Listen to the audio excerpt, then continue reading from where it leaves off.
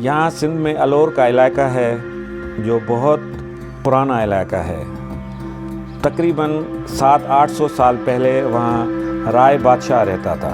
اس کی ایک بہت خوبصورت بیوی تھی. اس کو وہ سوہندی کہتا تھا، یعنی کہ سونہ والی، جو لوکل لینگویج میں کہتے ہیں کہ بہت ہی خوبصورت. اور اسی دوران اس کے پاس ایک کشمیر سے نوجوان آیا جس کا چچ نام تھا. تو چچ نے اپنی ذہانت سے اس دربار میں جگہ بنا لی، اور اس جگہ بنانے کے بعد وہ بادشاہ کے بھی قریب ہو گیا. وہ بہت ذہین بھی تھا اور شاطر بھی تھا. اس کے دل میں یہ خیال تھا کہ میں اس کا بادشاہ بن جاؤں. تو اس کے ذہن میں آیا کہ اس کی جو بیوی خوبصورت ہے اور وہ اس کا شوہر جو ہے وہ ابھی بڑھاپے میں آ گیا ہے، تو اس نے سوچا کیوں نہ میں اس کو پھنسا لوں.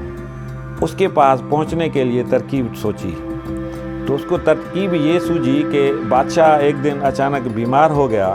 اس نے اندر محل میں کہلوا بھجوایا کہ میں ایک ایسا دوا میرے پاس ہے، وہ اسے ٹھیک ہو سکتا ہے.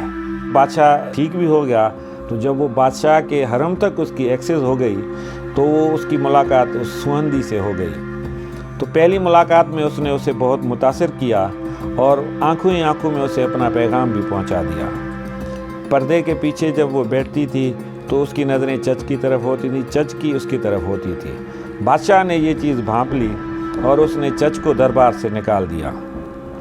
پھر چچ نے یہ کیا کہ جو پیغام رسانی کے طریقے ہوتے تھے اس میں اس کی ایک نوکرانی تھی جو اس کی بہت ہی نزدیک تھی. اس سے ملنے کا موقع مل گیا تو اس نے اس کے کہلوایا کہ یہ بادشاہ اگر مر جائے تو پھر ہم مل سکتے ہیں. تو اس نے اس کو یہ طریقہ بتایا کہ اس کو سلو پوائزن کرتے ہیں. کچھ چیزیں اس کو بھجوا دی. تو پھر اس کی بیوی اس کو وہ چیزیں دیتی رہی. پھر آہستہ آہستہ کر کے بادشاہ وہ مر گیا.